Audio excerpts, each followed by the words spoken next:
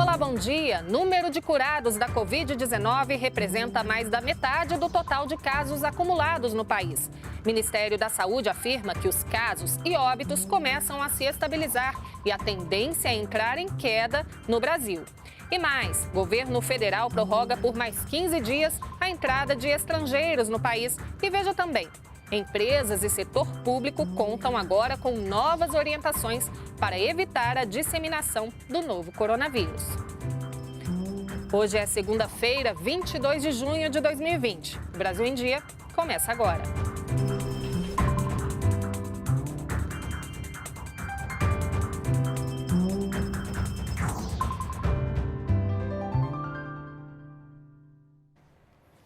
São 9 horas e 45 minutos, estamos ao vivo também pelas redes sociais. A gente começa essa edição com os números de recuperados da Covid-19. A gente pode ver aqui na tela que, de acordo com os últimos dados do Ministério da Saúde, as pessoas curadas da doença superam em 13,2% os casos ativos no Brasil. E são 549.386 pessoas curadas, enquanto 485.035 pessoas ainda seguem em acompanhamento médico. O número de curados também representa metade do total de casos acumulados. Bom, e ainda segundo o Ministério, já são 1.085.038 casos da Covid-19 no Brasil, com 50.617 mortes. O governo federal decidiu prorrogar por mais 15 dias a entrada de estrangeiros no país. Vamos agora ao Rio de Janeiro conversar ao vivo com a repórter Cláudia Boiunga, que tem mais informações para a gente sobre o assunto. Bom dia, Cláudia. Bom dia, Ana Gabriela. Foi publicada em edição extra no Diário Oficial de sábado mais uma prorrogação da proibição da entrada de estrangeiros de qualquer nacionalidade no país. Esta é a recomendação da Agência Nacional de Vigilância Sanitária, a Anvisa, que tem como objetivo frear a disseminação de Covid-19. A medida veta o ingresso de estrangeiros no país por aeroportos, rodovias e portos. As primeiras restrições à entrada de estrangeiros começaram em março e, segundo as autoridades, servem para dar efetividade às medidas de saúde. Ana Gabriela. Cláudia, saiu hoje também no Diário Oficial da União que o Ministério da Saúde criou uma força-tarefa da fundamentação. O que significa isso? Explica pra gente. Isso mesmo, Ana Gabriela. A Força-Tarefa de Fundamentação do Ministério da Saúde vai reavaliar e propor novos critérios para a compra e distribuição de equipamentos, insumos e remédios. A Força-Tarefa também vai cuidar da abertura de leitos de UTI e do fortalecimento dos serviços hospitalares no país. Tudo com foco no enfrentamento da pandemia de Covid-19. Ela será formada por cerca de 10 integrantes, com representantes, por exemplo, do Departamento de Monitoramento e Avaliação do SUS e da Secretaria Especial de Saúde Indígena, entre outros. Voltamos com você, Ana Gabriela. Obrigada pelas informações ao vivo, Cláudia. Bom, a retomada das atividades econômicas no país durante a pandemia conta agora com novas orientações do Ministério da Economia. São medidas de higiene e cuidados que devem ser adotados por empresas e empregados dos setores público e privado. A ideia é preservar a saúde dos trabalhadores e deixar o ambiente de trabalho preparado e seguro para o retorno gradual das atividades durante a pandemia da Covid-19.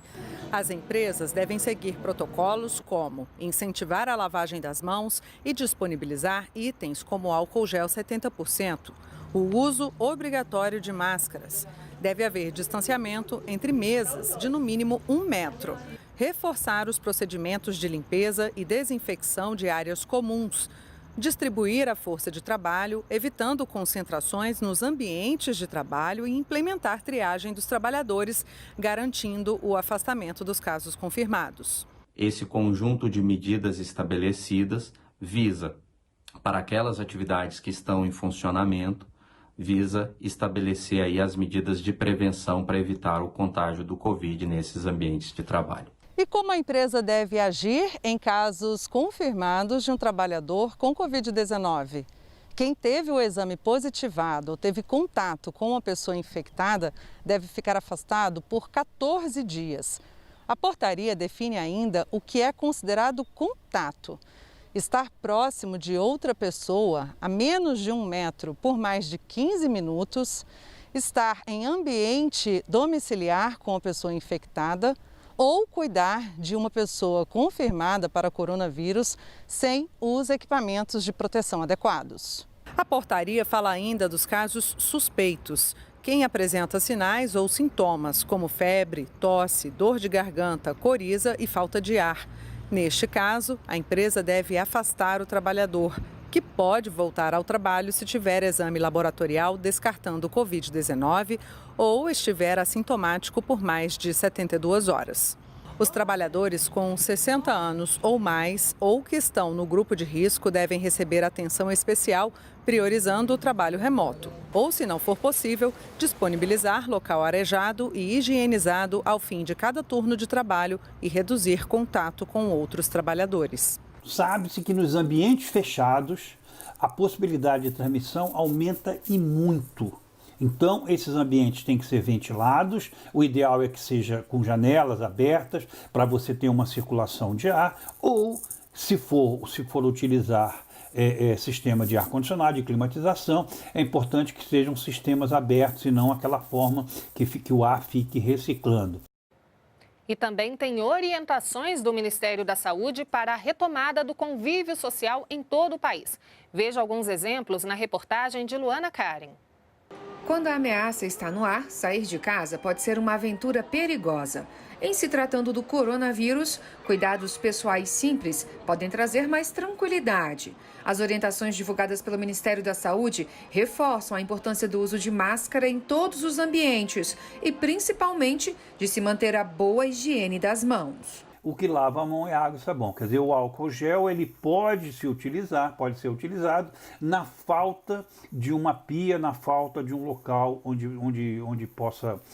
você tenha disponibilidade para usar água e sabão. Este estudante não se descuida, principalmente quando anda de ônibus. Evito o máximo possível tá tocando no ônibus e sempre quando pega no cartão, passar álcool no cartão, na mão e tudo. No transporte coletivo, é importante ainda manter a distância entre as pessoas e evitar a formação de filas. Para garantir isso, o Ministério da Saúde recomenda adaptar o número máximo de pessoas em cada veículo. No ônibus, tem uns que a gente pega super lotado, tem deles que ainda usa máscara no pescoço e não onde deveria usar, né? Precisa ainda de muita conscientização de cada um. Entre as recomendações do Ministério da Saúde para quem vai trabalhar de carro, como eu, está manter o interior do veículo sempre higienizado, principalmente as áreas de maior contato, como o volante. Outra dica é manter as janelas abertas sempre que possível e ter as mãos, álcool em gel e lenço ou folhas de papel. E quando sair do carro, não esqueça de levar o álcool em gel com você. Quem quer se manter longe do coronavírus também deve evitar tocar na máscara ou no rosto. E tem até um jeito certo de tossir ou espirrar. É preciso cobrir o nariz e a boca com lenço de papel ou com a parte interna do cotovelo. Nada de usar as mãos. Também lembre-se de não compartilhar objetos de uso pessoal, como celulares, copos e talheres, além de evitar aglomerações. E daqui a pouco ocorre aqui em Brasília a abertura da Semana Nacional de Políticas sobre Drogas. E quem tem mais informações para a gente ao vivo é a repórter Márcia Fernandes. Bom dia, Márcia. Bom dia, Ana Gabriela. Bom dia a todos que nos acompanham. Pois é, o presidente Jair Bolsonaro participa daqui a pouquinho da abertura da Semana Nacional de Políticas sobre Drogas. Além dele, também vão estar aqui o ministro da Justiça, André Mendonça, e o ministro da Cidadania, Onyx Lorenzoni. E por causa da pandemia do coronavírus, este ano o evento vai ser um pouquinho diferente. Os debates vão ocorrer de forma virtual. O tema da Semana Nacional neste ano é Unidos pela Vida. E os debates vão falar sobre prevenção e também combate às drogas, além do tratamento de dependentes químicos e como reprimir a oferta de entorpecentes no Brasil. A ideia é criar uma metodologia para a criação de um plano nacional de políticas sobre drogas. E desde abril do ano passado, o Brasil já tem uma política nacional de políticas sobre drogas, com foco na repressão ao narcotráfico e também na abstinência e apoio aos usuários nas comunidades terapêuticas e na prevenção ao início ao uso dessas drogas. Ana? Obrigada, Márcia, que continua acompanhando tudo aí pra gente. Bom, e foi confirmado na última sexta-feira o ator e apresentador Mário Frias para o cargo de secretário especial da Cultura. A nomeação, feita pelo presidente Jair Bolsonaro, foi publicada em edição extra do Diário Oficial da União. Mário Frias vai substituir a atriz Regina Duarte à frente da secretaria. Os participantes do Enem 2020 já podem participar da enquete que escolherá a nova data do exame. São 3 opções e o prazo para a colaboração dos estudantes vai até 30 de junho. Vale lembrar que as datas do Enem impresso e digital foram adiadas por causa da pandemia do novo coronavírus. Ana Clara é estudante da rede pública de ensino do Distrito Federal. Com 15 anos, ela vai fazer o exame pela primeira vez e defende que as provas sejam realizadas em 2021. O mais justo é essa prova nos dias 16 a 23 de maio, pois estamos passando por uma pandemia. Muitos estudantes perderam seus entes queridos. As provas impressas estavam previstas para os dias 1º e 8 de novembro. Já as versões digitais para 22 e 29 do mesmo mês. O Enem é a maior porta de entrada para o ensino superior, mas com a pandemia do coronavírus e a suspensão das aulas presenciais, os inscritos agora vão poder escolher 3 datas para realizar a prova: dezembro deste ano, janeiro e maio de 2021.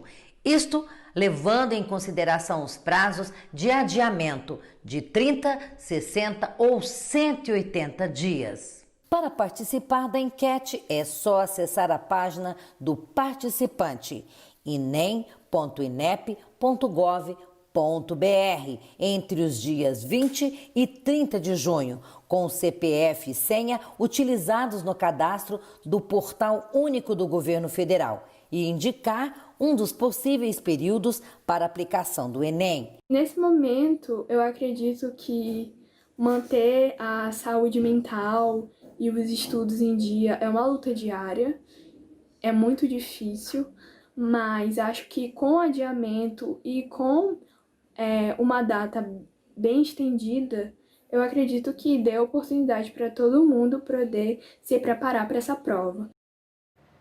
A partir de hoje, a TV Brasil muda de canal em São Paulo. Agora é o canal 1 da sua televisão aberta. Para assistir, basta entrar no menu da sua TV, clicar em sintonizar para o aparelho mapear automaticamente todos os canais.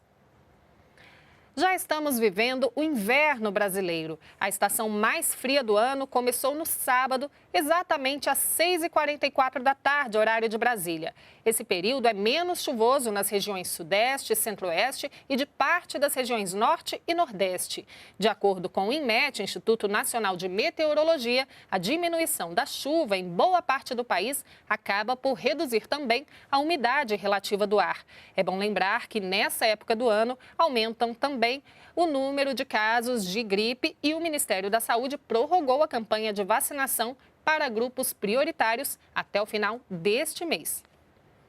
O Brasil em Dia fica por aqui. Você pode acompanhar outras notícias pelas nossas redes sociais e em nossa programação. Um bom dia para você e até amanhã.